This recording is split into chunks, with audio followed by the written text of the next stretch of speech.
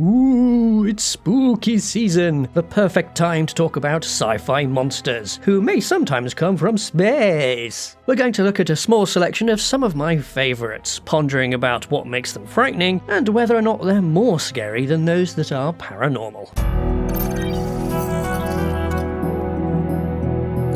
We just have to start things out with one of the more recent sci-fi monster things, which is Alien Earth. Naturally, it has all the xenomorph goodness you'd expect, with multiple of them showing up as things progressed, but I enjoyed the first one in the show the most because it was actually acting spooky. What I mean is that it wasn't always just going immediately to tearing people apart, it often liked to play with its food. For example, when it hid in plain sight as a statue in the background, or was just enjoying terrifying people by standing near them. I find that behaviour very entertaining, even if I know it's doing that exactly to entertain me. That doesn't stop it being fun to think about the Xeno doing that stuff in-universe for its own amusement. The other cool stuff the show did was introduce some brand new monsters into the setting, with the best one by far being T. ocellus. It's basically just an eye with tentacles, so initially it doesn't stand out too much from the hanging plant thing, metal-eating bugs, and super ticks. Then you see what it actually does. First there's the super cool multiple eye blending thing, then there's its parasitic nature where it leaps at your face, digs out an eye to sit in its socket before hijacking the body. Absolutely horrific. Oh, and it's way smarter than you realise. It's constantly observing what's going on around it and does trolley stuff, like distracting people just to get them into situations where they might be hurt. Is it just a smart animal then? No! It also seems to have picked up English during its captivity aboard the science ship, and also knows the digits of pi. Put all this together and I think T. ocellus actually overshadows the xenomorphs in their own show.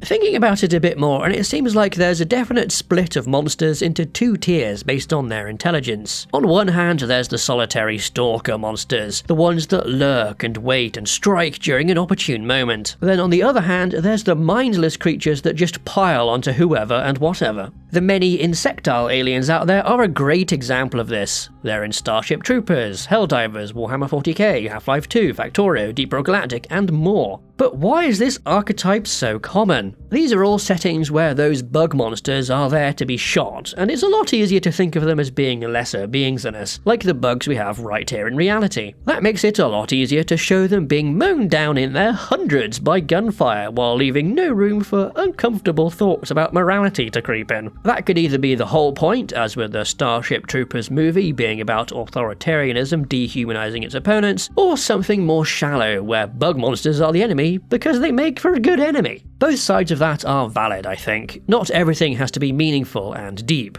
Speaking of things that are deep, underground, one of my favourite sci-fi monsters has to be the Graoids from Tremors. They're these big burrowing creatures that have this perfect scaling up of the threat they represent as your understanding of them increases. At first you think they're somewhat like underground snakes. Pretty scary, yeah? You wouldn't want one of these things grabbing you from the dirt with no warning, but it still feels like you probably could defend yourself given half a chance. Then there's a reveal later on that those snakes are actually just a tongue/limb of the real monster, which is a whole lot bigger and a whole lot scarier. I love these creatures so much because of that escalation, but also because it seems like Graoids could be a thing. Large, worm-like creatures burrowing through sand and dirt just feels like it should exist. Real worms wiggle around through soil, so why not scale it up when the ground is much finer? Why not scale up the whole idea to oceans of sand and whale-sized worms? It's a tenuous line between Shy-Hullard and an earthworm, but it's there, and the Graoids are way closer to the earthworm side of it.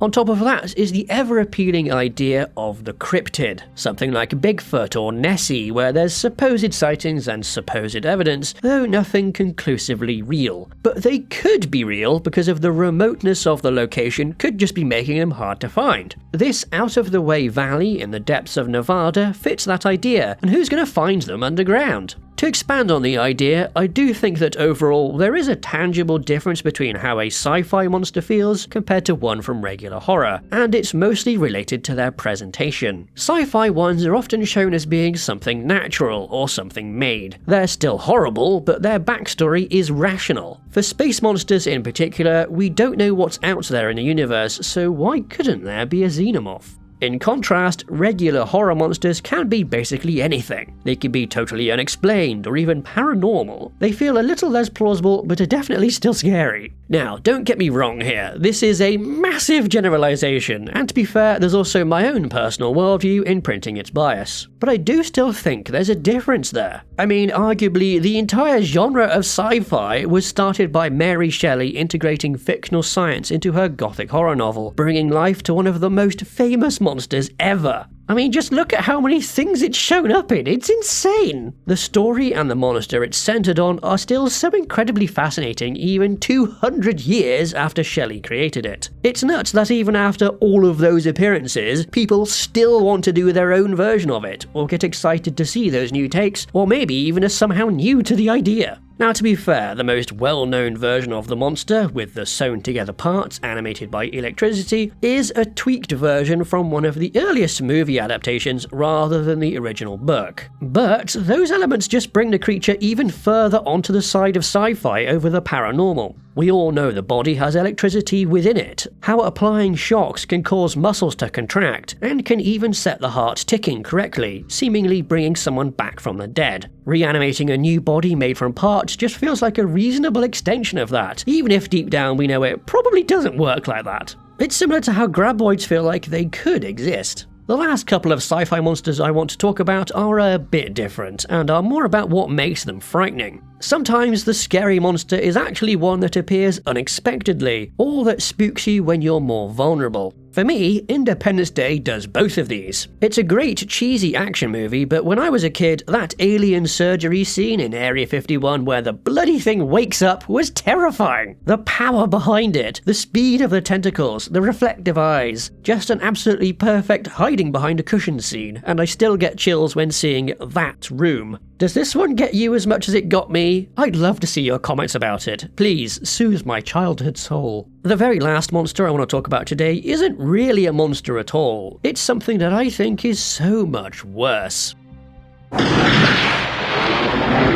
Like, come on, other sci-fi monsters are very overt. You know what they look like, where they might come from, how they might attack. With The Thing, it's very different. It could be your friend, your colleague, your pet. It's covert, biding its time and waiting for an opportunity to get you, to hijack your cells to imitate them, becoming a perfect copy of your body and replacing you. The sheer paranoia that concept instills is amazing, and that's what the focus is on in the movie rather than the creature. And even when you do see it, it can instantly morph its form to include almost any insane biological feature you can think of. It can sprout grabbing tentacles, form a mouth anywhere, grow creepy legs, all sorts of stuff. And if it gets you with any of these, that's it. You're done. You're infected with it, and you wouldn't even know.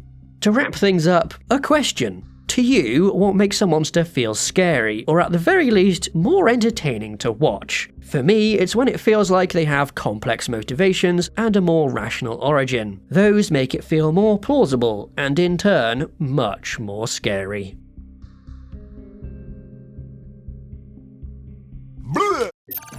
You can support Spacedock by joining our Patreon, where you can get our frigate, fighter and carrier design reference books, as well as 1 week early access to upcoming videos. Thanks to our supporters, and thank you for watching.